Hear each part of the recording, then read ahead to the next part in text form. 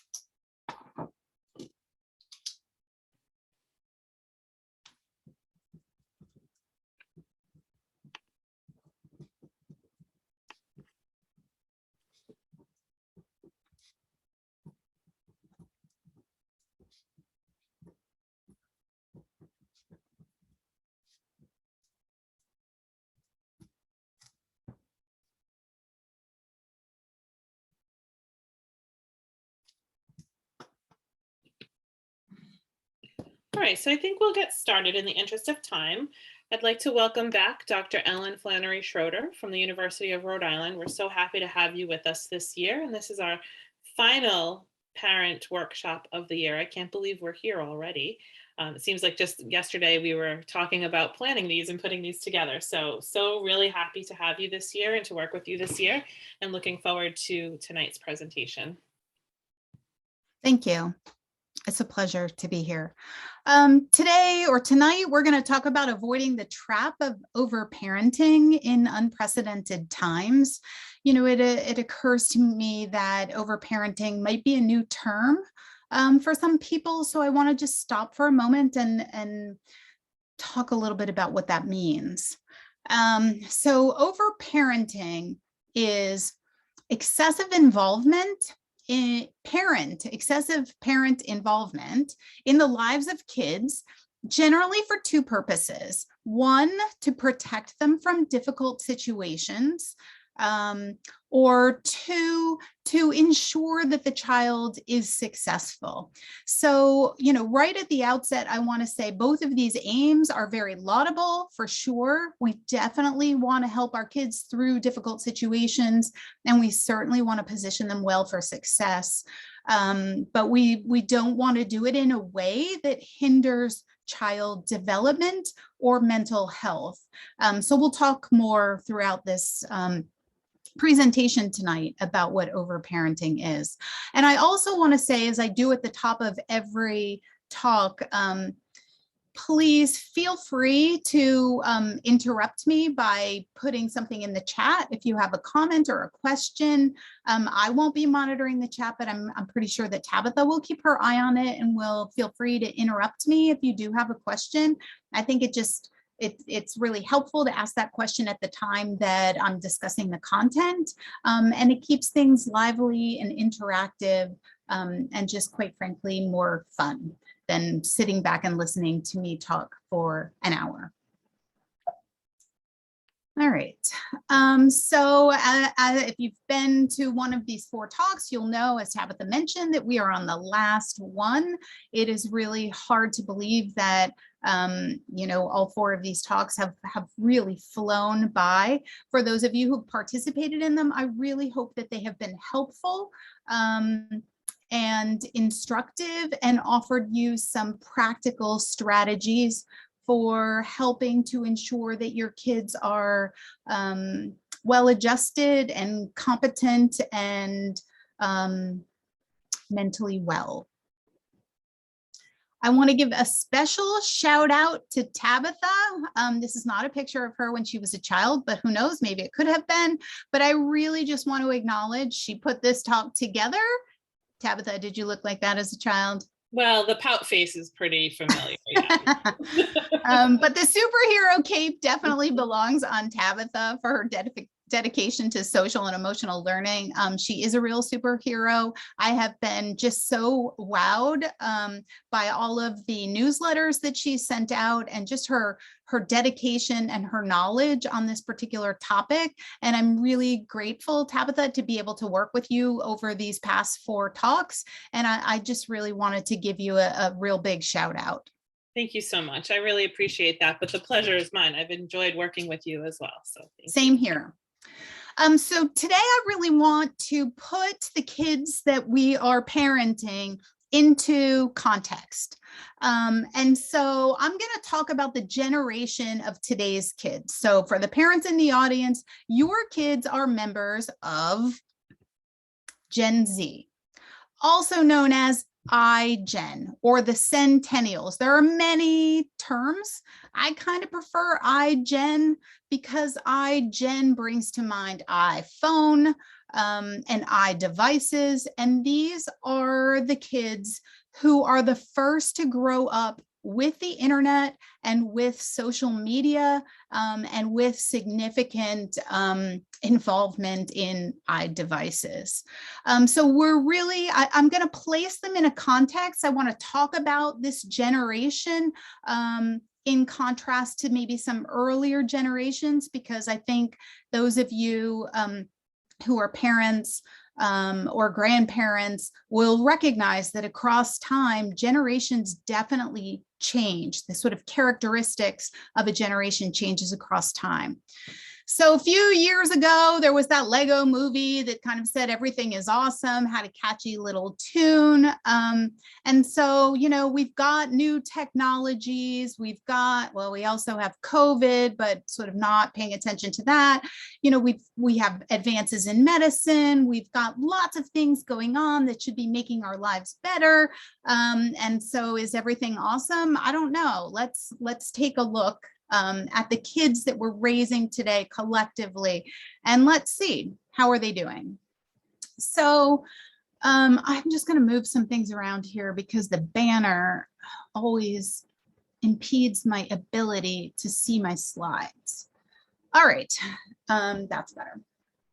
So the iGeneration is doing things a little bit differently than earlier generations. And so there's a lot of good news about what this generation is doing in contrast to others. So they're sort of taking that slow life strategy. Things are moving more slowly. Now, remember that I'm going to talk in generalities about a generation. Of course, we could all point to children within the iGeneration who are different, who are growing up too fast. And a lot of people may say they're growing up too fast. But if we collectively look at the group of kids, they are, research says, absolutely, they're driving later. I can remember when I was 16, I mean, we got our license at 15 and a half. You were eligible, man. We were in those cars. We were driving with friends. And nowadays, there are tons of kids who at 16, they're just not ready. They're not ready. They don't want to. Maybe they enjoy being carted around. Maybe they're super anxious about driving. Maybe the parents are really anxious, so the parents aren't really supporting that. Okay, you're 16, let's go get that license. So kids are driving when they're 17, 18. So we can really see research absolutely is showing that driving is later. Drinking is later. So this is great news, right? So, you know, kids maybe were drinking out at parties. COVID has really impacted this as well. But even COVID aside, so I'm not going to talk about COVID. The general trends that I'm going to talk about were trends prior to COVID. COVID has likely made many of these things more significant. So if they were drinking later before COVID, they're drinking later. And I don't mean later into the night. I mean at later ages. But they're smoking more. I probably don't need to tell you that. E-cigarettes have certainly, and vaping have skyrocketed, and there are overwhelming numbers of kids who are vaping and using e-cigarettes. And they're dating less. And again, this isn't because of COVID. So they're staying at home more, not going out. You know, when I think back to my own childhood, and those of you who are parents, well, anybody, those of you who are adults, think back to when you were a kid. Where did you hang out? What did you do? I mean, I went to the mall. I every, Friday, Saturday, I was out somewhere, and I didn't have particularly permissive parents. But I did spend a lot of time out of the house. And that is a distinct difference with this generation.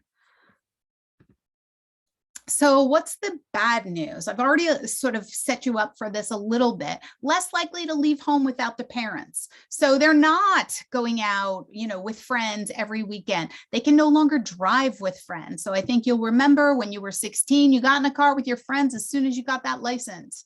And now, it's, at least in the state of Connecticut, you've got to drive for a year before you can have a friend in the car, which is great news. But it also, is having an impact on kids' development, which I'm not saying is a bad thing, but it's slowing things down. So kids less likely to leave home without parents. If you can't drive and you're driving later, you can't drive to a job, you're working fewer jobs and fewer hours. Now, why is that? Maybe it's the driving thing. Maybe it's parental overparenting or some overprotection. You don't need to do that. Concentrate on your homework, except that kids are spending less time on their homework. Why are they spending less time on their homework? Odds are they're on iDevices because they're the iGen. Less time on extracurriculars, so they tend to be at home more frequently. There are fewer allowances, so it was very much the norm, a few generations ago, that kids were expected to do work in the home and they earned an allowance for doing so. And if you sort of poll your children's friends now about who's getting an allowance, I think that you'll see it's probably a small minority of kids who A, are required to do work around the home, and B, are paid for it.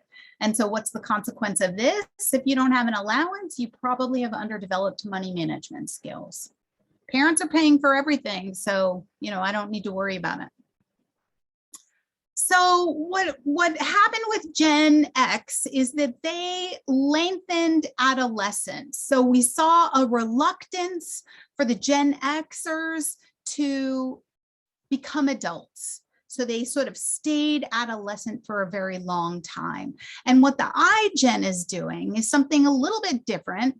They're also putting off adulthood, but they're also putting off adolescence. So we really are seeing a lengthening of childhood, which again is good and bad news. So adolescence now looks like an extension of childhood. And so what does this mean, or how does this translate?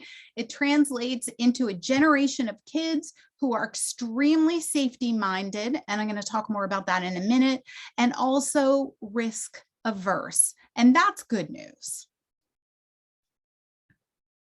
So let's talk about this culture of safetyism and how did we get here? So part of overparenting is protecting your child from any harm or distress that might befall your child. And it's certainly laudable. Every parent should do that. There's a tremendous tug to protect your children from any kind of negative experiences. And how did we get there? Because if you think back generations ago, we weren't overparenting. Parents were not. They were letting their kids kind of run free in the neighborhood. You'd come home when the street lights went on. And that's no longer happening. So how did we get here? How did the culture of safetyism get created? A lot of people will point to sort of trends across time, going back to, say, the 70s, when we had a number of campaigns that resulted in safer behaviors for kids.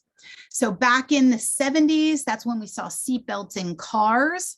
That's when we saw kids wearing bicycle helmets because there was this recognition that childhood brought danger, and there was policy and rules and laws that were put in place to enable child safety. And of course, parents loved it. This is great. It's a wonderful movement. Now, also around that time, we see a decline in free play and unsupervised time. So increasingly from the 70s, certainly to now, we can see a trending towards not letting kids play as far from the home, creating a great deal of structure in children's free time. So parents, have kids involved in numerous different activities. They're in art lessons, they've got piano lessons, they're on multiple sports teams or in school clubs. And we don't see kids kind of roaming around the neighborhood or just hanging around the house, structuring their own time. Because parents are exerting a lot of structure in children's lives. And then, of course, we also have the advent of the new technologies and social media, which has definitely impacted development. It has changed the social landscape, particularly for young girls who now are, I would say, greatly impacted by the ability to make social comparisons in a way that was kind of time limited before. So if we take a young adolescent girl on social media, in the past, kids would go to school and they would be able to compare themselves to other kids. Oh, how do I look compared to that person? Because this is very developmentally normal. So how do I compare to that person? What are they doing? Are they looking at me? How do I compare? And that process, that social comparison, would be limited to the hours at school. And so you'd go to school, some social comparison would happen, which could leave people feeling kind of bad. If you don't feel you're measuring up, you're not going to feel as great about yourself. And now with social media and technology, there's no off switch for that social comparison. So kids are on social media 24/7. So there's no break. There's no opportunity or time for them to sort of rebuild self-esteem that might have been broken down by that social media, because there's no break from it. And so if we look at all of this parental overprotection, highly structured time, no ability to develop the skills needed to structure my own time or decide what I'm going to do. We've got social comparisons and social media and all of those pressures. And the collective effect is increases in anxiety and depression. And we definitely see those. All worsened by the pandemic, by the way. Probably didn't have to mention that. So along with those changes in safetyism, we've got these changes in parent behavior. So add on to the sort of parent trying to protect kids with good reason, add on to that this culture of individualism. So in the past, families had lots of kids. As time has gone on, families have fewer kids. When you have fewer kids, you have more time to spend with each one, to spend on each one, to spend perfecting each one. And parents do. You're cultivating, you're nurturing each individual child. Everyone is noticed and celebrated because there aren't so many of them that you kind of lose track anymore. And now there are, incredible apps that let you track your kids from minute to minute. You're actually tracking their phone or their iDevice, not necessarily the child, but since the child is rarely parted from the phone, it's a pretty good way of tracking your child, which you would never be able to do earlier on. Parents would hope they knew where their child was. Good parents would, endeavor to know where their child was, but you could never be sure. But now you can know exactly where your child is, which has, I have mixed feelings about that. Certainly tracking in an overbearing way is problematic. Tracking your child's whereabouts in a way to ensure that they're being honest with you is another thing. But that's for another talk. And then we also have a lot of neuroscience research, which has impacted parenting. So we know that the frontal cortex of the brain, which is the part of the brain that's responsible for things like reasoning, judgment, decision-making, problem solving, that part of the brain takes a while to fully develop. And so we know from research studies that it is not completely developed until around 25. And so with this research, it's really led parents to say, well, my child is not able to think like an adult until they're 25. So I might need to get in there and really exert my influence while their brain is still developing. I'm the backup, I'm the scaffolding so that I can help my child to make good decisions. So this is really translated into this parental belief that kids need protection and overseeing for a longer period of time. Didn't happen generations ago. And so you'll probably recognize all of these figures, or maybe not, but I'll walk you through them. If we start in the upper left, those are the helicopter parents, just sort of another style. These are all different styles of overparenting. So the parents that are hovering over the child, catering to their every need, making sure that all is well with their child. There's the lawnmower parent, same concept. The parent is sort of clearing the path. That's what I personally call them. I call these parents path clearing parents. And I don't mean to speak ill of those parents. We're all doing our best, and the pull to smooth the path for our child is overwhelming. But there are some negative drawbacks to doing so, and I'm going to talk specifically about that. So we have lawnmower parents. Some people have called them curling parents because they're, brushing the ice in front of the stone as it's traveling down the ice, or the snow plowing parents. The concept is exactly the same. The parents are trying to ensure the success of the child by removing any barriers or burdens that are in front of the child. So just a little light humor here. At some point we have to stop swaddling him, right? Now,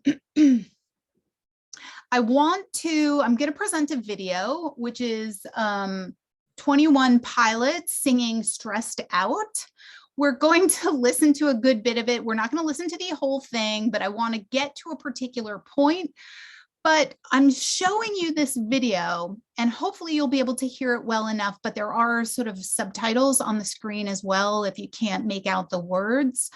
But I'm playing it because this song came out in 2015, definitely iGen, and it is really a wonderful representation of the longing for childhood, a desire to stay in childhood, and fears and anxieties about growing up. So for me, if you ever could have a song that really represented the conflict experienced by the I generation, this one does a pretty darn good job of it. So we'll have a listen.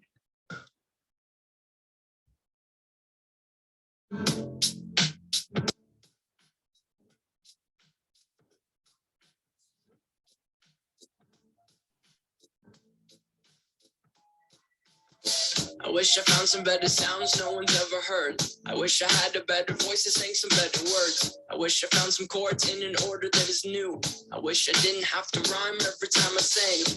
I was told when I get older all my fears would shrink, but now I'm insecure and I care what people think. My name's blurry face and I care what you think. My name's blurry face and I care what you think.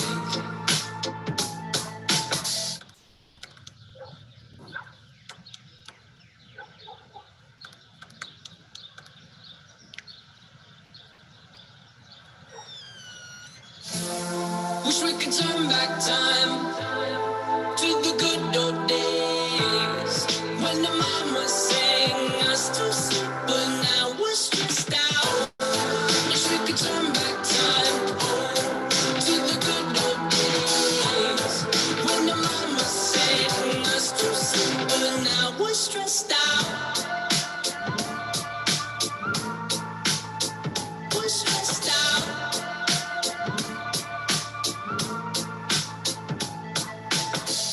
Sometimes a certain smell will take me back to when I was young. How come I'm never able to identify where it's coming from? I'd make a candle out of it if I ever found it. Try to sell it, never sell out of it. I probably only sell one. Maybe to my brother, cause we have the same nose, same clothes, homegrown, a stone's throw from a creek we used to roam. But it would remind us of when nothing really mattered. Out of student loans and treehouse homes, we all would take the ladder. My name's Blurry Face and I care what you think. My name's Blurry Face and I care what you think. Wish we could turn back time to the good old days when the mama sang us to sleep, but now we're stressed out. Wish we could turn back time to the good old days when the mama sang us to sleep, but now we're stressed out. Used to play pretend, give each other different names. We would build a rocket ship and then we'd fly far away. Used to dream of outer space, but now they're laughing at the face, saying, wake up, you need to make money. Yeah. We used to play pretend, give each other different names. We would build a rocket ship and then we'd fly far away. Used to dream of outer space, but now they're laughing at the face, saying, wake up, you need to make money. So let me just back up. Hopefully it's not going to play again. Because before we go on to the next slide, I just want to talk a little bit about that. I wish too that I could see folks instead of just seeing myself, but it's okay. There's so many themes that are kind of hit on in that song. I was taking notes as it was playing because I really wanted to be sure that I could highlight and underscore some of those that I heard. So, I care about what you think.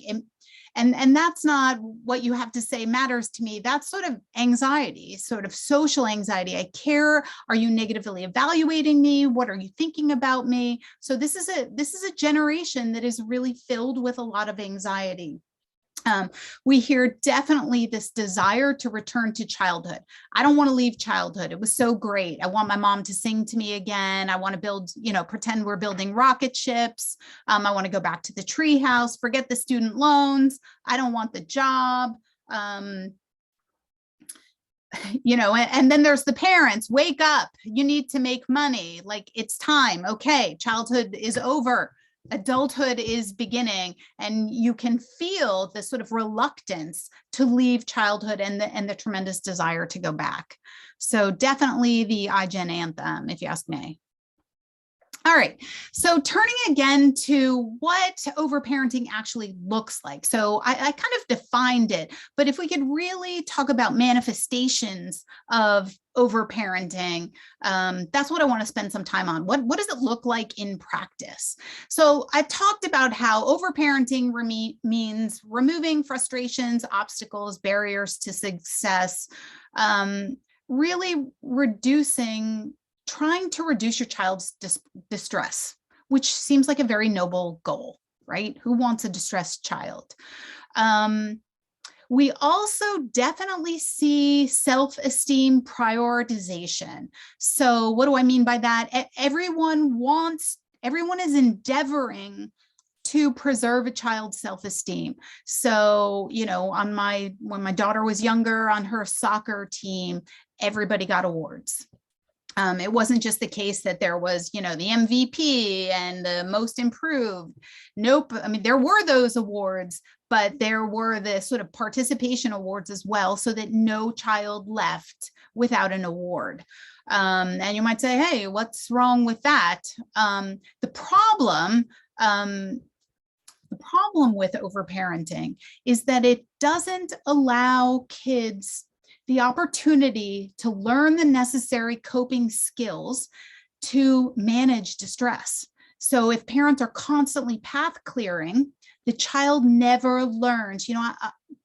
I like to use the imagery of, a child who's walking down the path and the parent has not path cleared. And so all of a sudden there's a boulder, blocking the path.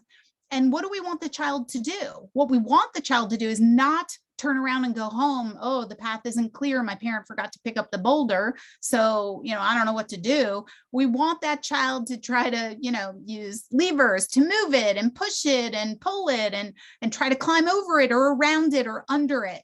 We really want kids to kind of problem solve. Okay, I never saw this boulder before, but that's okay. I'm going to try to use a variety of different skills to be able to get to the other side. So that's sort of the problem with overparenting. But let me just continue talking about the practices of overparenting. I'm going to pause you for 1 second, just Sure. to read Sarah's comment in the chat that says, I feel that as a parent, I want my child to keep their own childhood and that innocence for as long as possible. Yep. I fully support that. I don't think, there's a difference between innocence, and we'd have to sort of find out more what that parent means about what innocence is. And we want our kids to have some stability. Stability, I think, is what we want to keep our eye on. So kids need a predictable environment, but they also need to be able to manage mild disappointment, mild to moderate, things that don't go their way. Because if you don't introduce life at an early age, and so you protect and you try to make, everything, you try to clear the path for too long, then life happens. So the child who's been protected through kindergarten or through 5th grade goes to middle school where there aren't as much controls, and the child is very ill-equipped to be able to handle some of the developmental, social interactions that absolutely are going to happen. So, if we take the example maybe of riding the school bus to school, if you always, maybe your child's afraid to take the school bus, and so you drive your child to school every single day, at what point then do you make the decision to, no, my child needs to be able to cope with riding the school bus independently? And maybe you don't, which means the first time your child's going to be riding a bus independently is going to be college, which, could be problematic. And actually colleges and deans of colleges are very concerned about this overparenting and are, speaking out and writing articles and talking a lot about how kids are arriving at college really kind of ill-equipped to be able to manage things. And colleges are having, parents called to endeavor to change grades and stuff like that. So, I'm all for predictability. That's super important for kids, and stability, super important. But we can't protect them too much because we will leave them ill-equipped to be able to manage when things go wrong in life, because they will. Follow-up question from Sarah. Yeah. Does managing mild disappointment mean that I don't do anything about it if I have already provided the child with coping skills? Insider info, my child that I'm speaking about is 8 years old. So I'm not sure I understand the question. So if you've taught your child coping skills, that's awesome. Then that means to me that you have really done the work to be able to help your child to navigate when things don't go well, the disappointment, the distress, because you've given them the tools. So it doesn't mean you do nothing. No, it means that you help to coach them in those coping skills, as opposed to removing the barrier. So let me think if I could come up with an example. I don't know. The only example I'm coming up with is once I worked with a parent, the child wanted to butter their own pancakes, but the parent didn't know that, and they buttered the child's pancake. And the child was really upset because they got their pancakes and it was already buttered for them. And so the parent went and made new pancakes. And, what I would rather see is not to have the parent make new pancakes, but to have the parent manage, model, help the child to deal with the disappointment of already buttered pancakes. Because, what are we trying to raise up here? We're trying to raise, I always say, what do you want your adult child to do? Do you want your adult child to say to their partner, oh man, you buttered my pancakes, I'm not eating them? No, we want them to say, hey, I really appreciate that you prepared these pancakes for me, but next time I really love to butter my own pancakes. So could I do it on my own next time? So I always say, when working with parents, think about what do you want your adult child to be able to do? So, in the face of disappointment, what do you want your adult child to be able to do? Do you want them to have to turn to you or to somebody else to help them cope? Or do you want them to be able to do that and learn to use those emotion regulation and other coping skills independently? So I hope that answered the question. Yeah, Sarah says, very relatable pancake reaction. Thank you for your feedback. Yeah, sure. Well, thank you for speaking up. I appreciate that. So some schools have even gone to the removal of class rank so that no one knows who comes in first anymore, because it's too disappointing, I suppose, to the person who comes in second or the person who comes third. But the reality is, does that prepare somebody who's going out for a job interview and they don't get the job? What happens then? So, some protection may be warranted. I would never say, like, don't protect your kids from violence in the home, or don't protect your kids from things that are developmentally inappropriate for them to be exposed to. And I think what's developmentally appropriate is what we need to keep our eye on. So some disappointment, absolutely appropriate. Child disappointment because their pancakes were buttered. We don't have to protect them from that kind of disappointment. Over exuberant praise, we see this all the time, right? We've got all those "my child's an honor roll student" on the bumper sticker, and if you have that bumper sticker, have no shame. I have the colleges my kids are going to on the back. It's the same thing. It's just not the high school; it's the college. And I am proud, and I've done all of these things. So I mean, no, I don't mean to shame any parents at all. I have overparented with the best of them, for sure.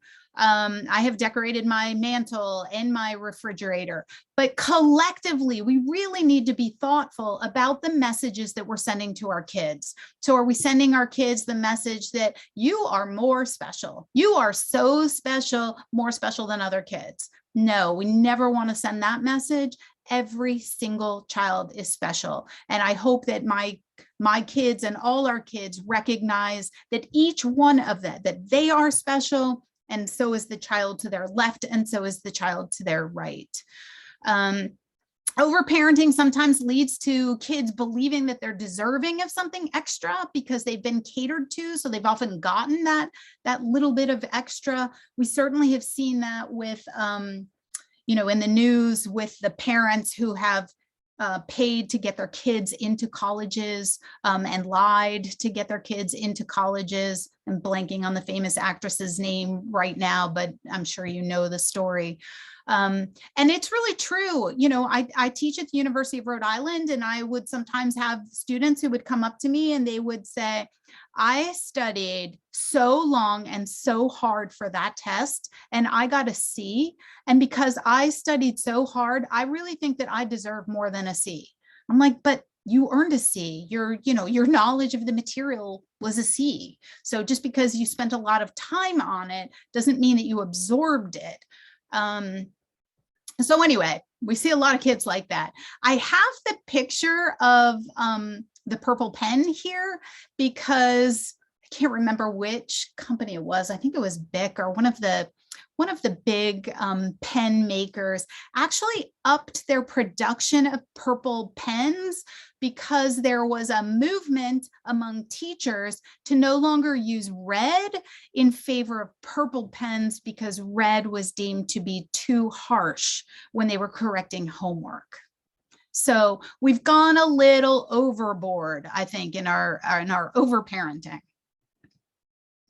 All right, so what is sort of the collective result here? So let me just sort of walk you through this. So we've got a lot of overparenting, this sense of specialness. decrease self-reliance. I can really depend on my parents, which is a great thing, but I don't want to over depend on my parents. So we see decreased self-reliance. I'm over dependent on my parents. I don't have to do things independently anymore. And I don't think that I should, because I have a little bit of this sense of specialness. And so what does that translate into? Underdeveloped social skills. I believe that I'm more special than other individuals as a result. And so my social skills aren't quite as good. And so because they're not as good, I might not do as well in social settings. And so I might back off. I am going to avoid things that are difficult or hard or scary because I haven't built up the coping skills that I need to be able to manage those difficult situations. And so once I start avoiding things, I'm really at a deficit now because I never had to use a coping skill, and now I'm not put in situations to begin to build them or to refine them. And so what does that result in? More anxiety and depression. I'll just stop for a moment to see if there's any other questions, Tabitha. There's none right now. Okay. All right. So in the early 70s, there was a photographer who got a new camera. I think it was for his birthday or something like that. His name was Bill Yates. He got a new camera and he went out the night he got the camera to take some photos. He was from Tampa, Florida, or at least driving around the streets of Tampa, Florida, and came across the Sweetheart Roller Rink. These photos are from Bill Yates, the man with the camera, who happened upon the roller rink and took tons of pictures that night. They've become incredibly famous just because they have really captured kind of the spirit of the 70s. And so I'm just going to point out a few of these photos here. And the first one, how old do you think that boy is? Like maybe 14 at most, with a cigarette hanging out of his mouth. We've got hordes of kids together dancing, another young girl here smoking. If you look in the back, you can see a bottle, which could be soda pop or it could not be. There are other photos from that night of there's a great picture of a kid without a shirt on with a liquor bottle tucked into his waistband. And, you know, he's clearly younger than 21, probably more like 16 or 17. So not that we want to go back to this time, but this is really a study in contrast. So this is 1972, lots of freedom, a little bit of risk taking here, drinking, smoking, tremendous freedom in youth. Now contrast that. I'm going to put a picture below of 2022, but before I do, I just want some people to predict in the chat what that photo will be. So this is the contrast, 1972, lots of kids hanging out at the roller rink. What do we have in 2022? And Tabitha, I can't see the chat. On the iPhone at home. On the iPhone at home. All right. Excellent. Very good. 2 points to you. Yeah. So we've got somebody, you know, here we've got a teen on his iPhone alone at home, total study in contrast. And I'm not saying one is good and one is bad, but there are drawbacks to both sides. All right. So this whole series has really been in the promotion of social and emotional learning, which, just to quickly define it, is the process through which children and adults understand and manage emotions, set and achieve positive goals, feel and show empathy for others, establish and maintain positive relationships, and make responsible decisions. So how are kids doing with social and emotional learning? So relatively recent study shows that 77% of our high school students say they are not as prepared emotionally or socially as they are academically. So they recognize, yeah, my academics are okay, but you know, the checkup from the neck up, not so great. You know, grades the sort of grades for mental health are not as good as the grades on their report card. And I mentioned this earlier, but again, they're the physically safest, right? They're not going out, they're at home on the couch. So they're, not in physical danger, but they are the most mentally fragile generation. So what is the sort of recipe? How do we correct for that overparenting? What do we need to build up? Or what are the ingredients for well-adjusted, competent, independent kids? Because I love the notion of thinking about, I don't like the phrase raising children, because we're not raising children, we're raising adults. They happen to be children now, but what we're really trying to shape and create is a future adult. And so what are the ingredients? So we'll take a look. I'm going to go over these 6 ingredients one at a time. And of course, together, hopefully they'll create some awesome sauce. All right, so the first one, get out of their way and let them play. We need to give kids some unstructured time because they need to think, they need to be creative, they need to learn to use their imagination, they need to learn how to direct their own time. I was telling Tabitha about, I do a conference with former NFL players to help them to adjust to life after the NFL. It's coming up in April. So I was talking with Tabitha about it before this. And one of the things those players really struggle with is going from the structure imposed by the NFL to having no structure. And they can't quite like figure out how to spend their time or how to set goals that are their own and work towards those goals. The same is true for kids. So if they're over structured, if we impose too many rules, if we dictate everything, kids don't know how to do it. One of the things that parents often dictate, which, well, I'll just throw it out there, is, how much time kids can spend on their phone. And I think that there should absolutely be rules on that, but I want kids to be a part of setting those rules for themselves. So, I want to ask a child, what do you think is appropriate? And let's consult with your parent and collectively, let's come to an agreement about what's an appropriate use or responsible use, instead of having a parent from, up high make the rule and impose it on the child. The child who has a say is more likely to follow it, but even better than that, the child who, once they leave home, they have the skills to be able to exert some self-discipline or to really sort of rationally think about, what are my goals and what do I want to do? What rules do I want to set for myself? So, and another important point is celebrate mistakes. Kids tend to be so incredibly hard on themselves when they make mistakes. I always like to tell kids that fail is first attempt in learning. FAIL, first attempt in learning.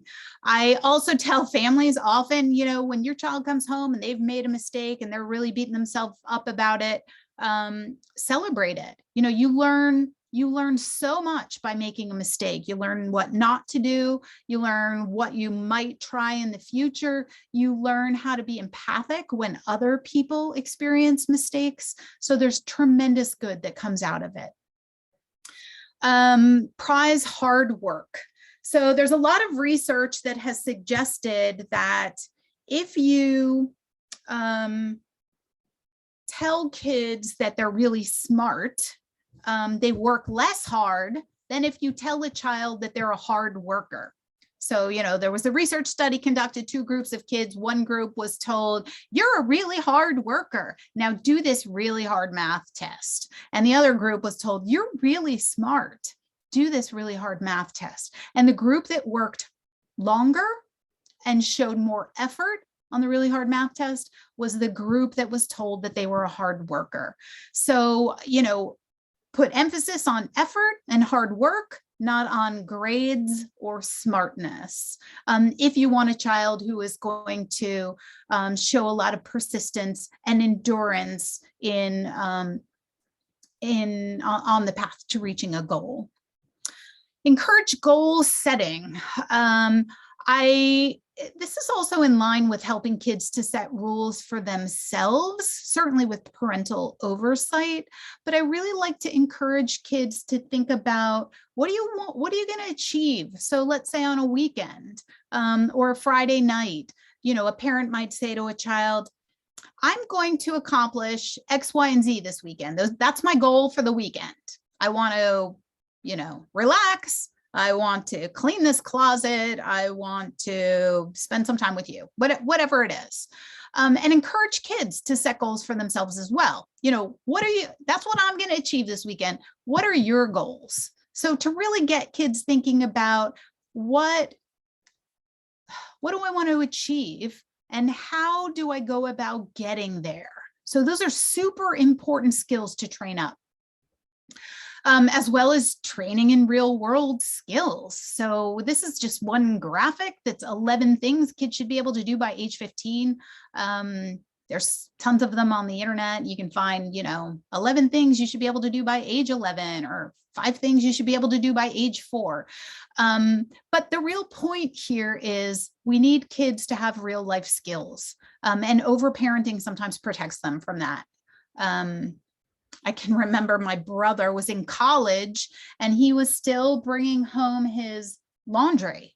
He went to a college that wasn't far from my parents' home. And so instead of doing his own laundry, he brought it home to my mother. And I was like, Dan, why aren't you doing your own laundry? And he said, oh, mom likes it. Mom likes to do my laundry. And I was like, well, I'm sure she has, she feels good doing that for you. But I'm not really sure she likes the laundry. I think she likes helping you out, but I'm pretty sure she doesn't like the laundry. Anyway, so, what do we do? Stop clearing the path, and if you find that you're a path clearer, again, no shame. The pull to be a path clearer is tremendous. I have cleared a lot of paths in my time. But, stop and be thoughtful about it and say, is this a boulder I need to remove? Or how can I chip away? Or how can collectively my child and I clear the path? Maybe that's what you do first. You sort of together with your child endeavor to clear the path instead of running ahead of them and clearing it for them. All right, normalize struggle.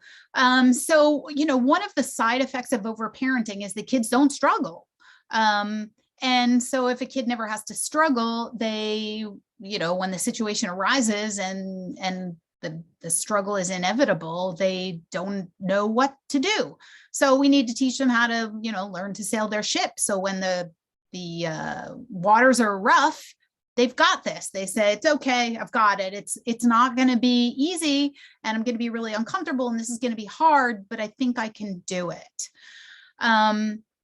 And so how do we do that? Get out of the happiness trap. And by that, I mean, we often are told by society that we need to be happy all the time, that we're always working towards being happy. And that's like the, pot of gold at the end of the rainbow, achieving happiness 24/7. But in reality, that's not how life works. And I'm not sure that's how we want it to work, because the beauty of sadness or frustration is the incredible joy that comes when that's resolved. How many of you are doing a Wordle right now? And, you're on, how many chances do you get? 6, I think. You're on, 6, you're frustrated on 5, and then on 6, you guess the word. And that joy and that relief of having solved the puzzle is greater because of the frustration that came before it. Or maybe you didn't get yesterday's Wordle, but you got today's, and the joy that comes from that is greater because of what happened yesterday. So I think it's just really important to note that negative emotions are not bad. They're uncomfortable, but they're an important part of life that I'm not sure we actually want to get rid of. Destigmatize mental health difficulties. So, as parents, we have to be careful. We don't really want to talk about if you're having mental health struggles. You don't want to share those necessarily with your child, but you do want to make mental health a part of the conversation so that if your child is really struggling, they know that they can come to you and you've talked about it. So you know that it's not a topic that has to be swept under the rug, that it is something that's allowed to be discussed within your family. And then I love using the analogy of a storm for difficult times, because we all recognize that, storms come, sometimes they're huge and they wreck everything and you have to rebuild. Sometimes a storm is predicted, but it doesn't come to pass. Sometimes the storm is mild, but the bottom line is storms come and they go. And I think that's a really, really important lesson, that it's okay to struggle and be in a difficult time. And there needs to be an awareness that those dark times or those struggles have an end. And I think this is critically important for kids who tend towards depression. One of the most important things to recognize is that spring follows winter, that, even if I'm down and depressed, it's not going to last forever. That's an important thing to keep in mind. I'm just going to pause you. We have a I'm comment. sorry. I'm going to pause you. We have a comment.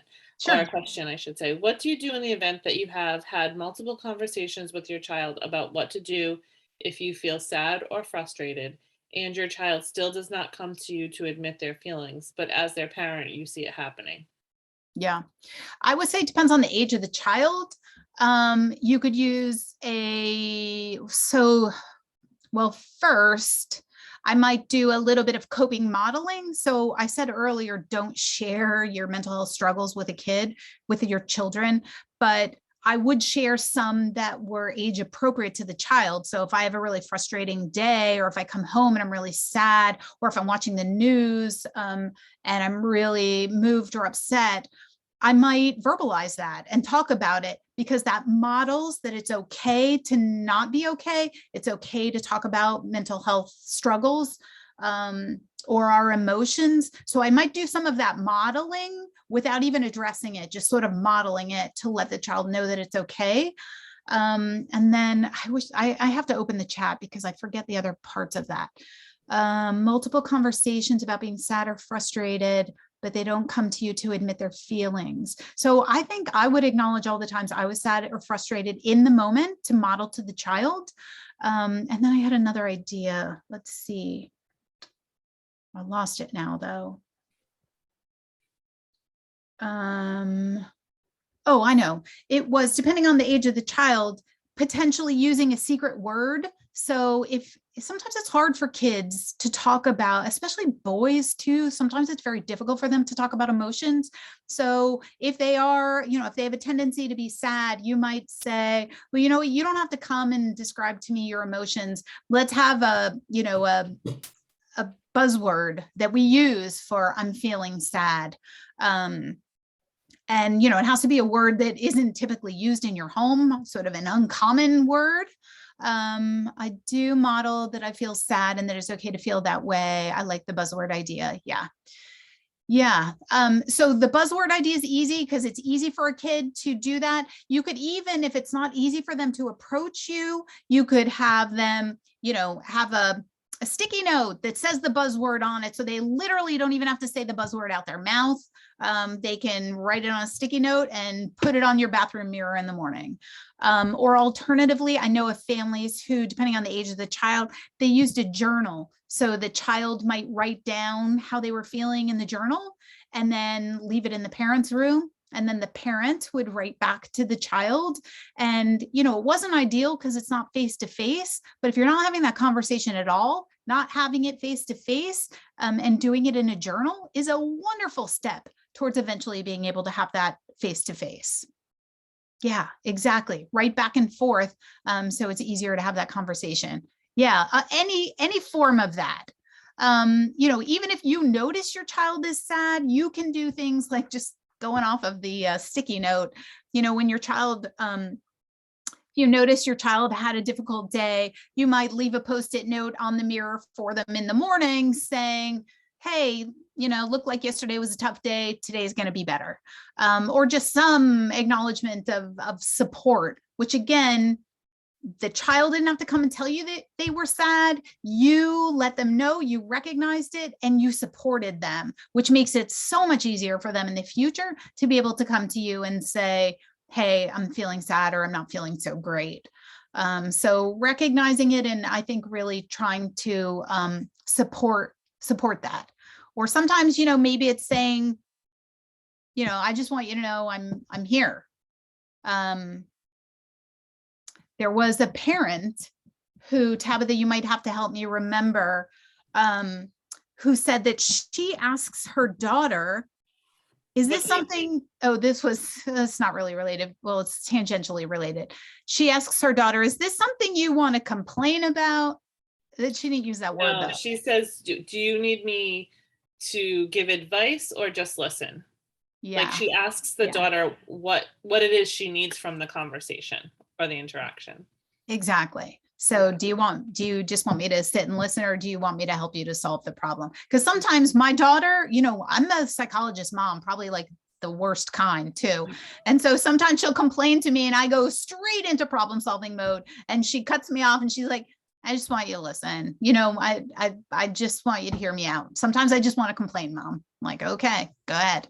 I'll join you in the complaining. All right. So moving on to the sort of next strategy, oh man, is it really 7 o'clock? How did that happen? All right. I hope you had your caffeine, which you probably didn't because it's nighttime, but we are going into caffeinated mode here. And I want to get to the end. So build what's strong, focus on the things your child does well, build those up instead of always sort of looking to fix what's wrong and build that up. We can really concentrate on the strengths that your child has.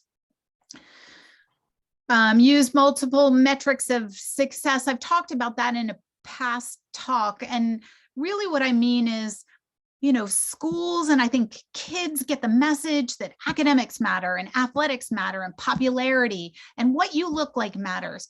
But in reality, none of those things predict success. Character predicts success. And so find other ways of showing your child that they're an A student because they're terrific at art, or they're a wonderful friend, or whatever it is. Find other metrics, leadership, kindness, and don't always sort of rely on academics and athleticism and the usual.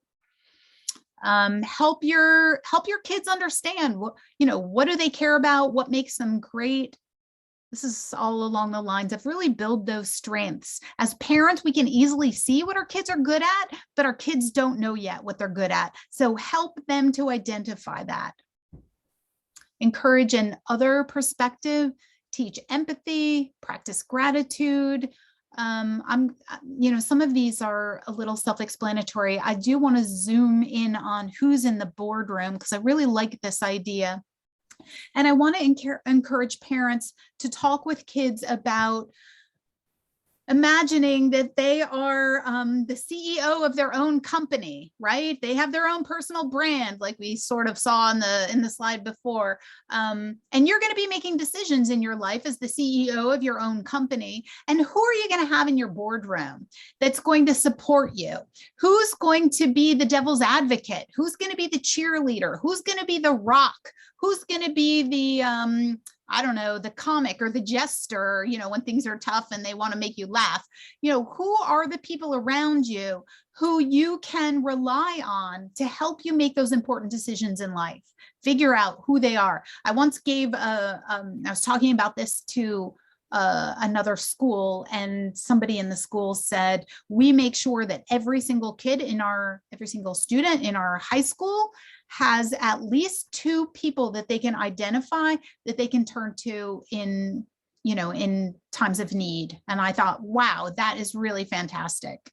Helpers high is just that if you do a good deed, your brain releases endorphins and you feel great. So help your kids to know that. Raise them on a philosophy. Make sure as a parent that your beliefs are clear and share those family philosophies with your child. I'll give you one quick example. When I was in high school, there was a boy, this was an event on one day, there was a boy who had a deformity. His back was misshapen and he was being teased in the hallway by a bunch of kids who were mocking him and had stuffed clothes, you know, in their back to look like him, to mock him. And I saw it and I was horrified. It's hard for me even to talk about it now. That's how it was really, it was difficult then. And I didn't do anything about it.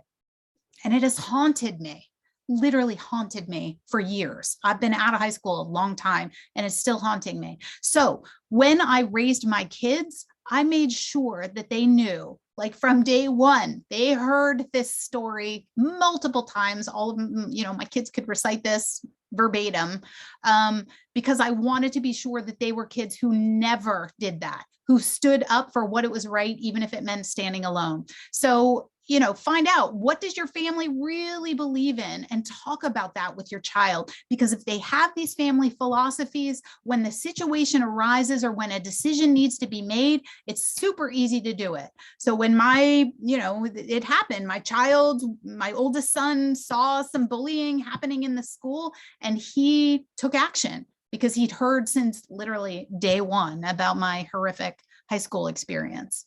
So anyway, be mindful of that. It's really influential and helpful for kids. We're not going to do this because we're out of time, but I just want to say that brains are really flexible. They're changeable. We sort of learned way back that our brains are kind of fixed by like age 25 and you can't change it. The reality is we can be different and do different. So we're going to watch this video. I'll just, and just again, flexibility, make sure you're raising your child with a growth mindset and not a fixed mindset. This has received a lot of attention, so I'm not going to talk more about it because we're over time. But if you don't know the difference between fixed mindset and growth mindset, absolutely take a look at it on the internet. Super important. And then we were going to watch a short video, which we're not going to watch now, which was just a nice illustration about how the brain changes. Because I want to say we need our kids to be resilient. We need them to be able to handle difficult situations and to be able to recover from it. Now, this is a slide. Let me just quickly walk you through it. So the amygdala is the emotion center of the brain. When we feel strong negative emotions, the amygdala is active. If we say are really frustrated because somebody cuts us off in traffic, as an example, our amygdala becomes active. And then we might say, well, first we say, oh my gosh, what a jerk. But then hopefully we kind of recover quickly and we say, maybe somebody's sick. Maybe they're racing to the hospital. You know, maybe they cut me off because they didn't see me at all. When that happens, that's our logic and our reasoning taking over. And there is a pathway, a physical pathway between the amygdala and the prefrontal cortex. So when we become upset, our amygdala gets, reactive, and then our prefrontal cortex takes over. And so when we have adversity, the connection between the emotion center, amygdala, and the logic and reasoning center, the prefrontal cortex, grows stronger. So the whole point of this is we need a little bit of adversity in order to develop this pathway. So if you want your child to be able to recover from some big emotion, we need to ensure that this pathway is working. You can't develop it unless you have some adversity or some problem or challenge that's faced. So we're not really going to review. We just covered all 6 of these skills to really help us to raise kids who are independent, confident, and mentally healthy. And I'll just leave you with this quote: real protection means teaching children to manage risks on their own, not shielding them from every hazard, even though the pull to do so is tremendously strong. And so my apologies for talking 10 minutes over. No worries. I think this was really interesting, and I know our participants got a lot out of it. So thank you. You're welcome. Do we have any questions before we end this evening? Any additional questions? Okay, Sarah says, thank you so much, Dr. Schroeder and Tabitha. You're welcome, Sarah. Thank you for joining Yes. us tonight and for participating. Yes, thank you, Sarah. Well, I thought this was super interesting. And for anybody who is watching who may want to go back to this talk, we are recording it and it will be posted. So you'll have access to it after this evening. So Dr. Schroeder, thank you so much. It has been a pleasure and we've learned so much from you this year. So really, really can't thank you enough for the time that you've put into supporting our parents and our teachers. Really appreciate it. Well, thanks so much. It has been super fun. I'm really passionate about this. I love to talk about it, and thank you for giving me the opportunity. And I hope that I have presented useful information. Absolutely. Absolutely. I took tremendous notes. So, Leslie also says, excellent presentation. Thank you once again. Great. Thank you. All right, everyone. Well, thank you so much for participating tonight and for joining us, and have a great evening. I'm going to stop sharing. Mhm.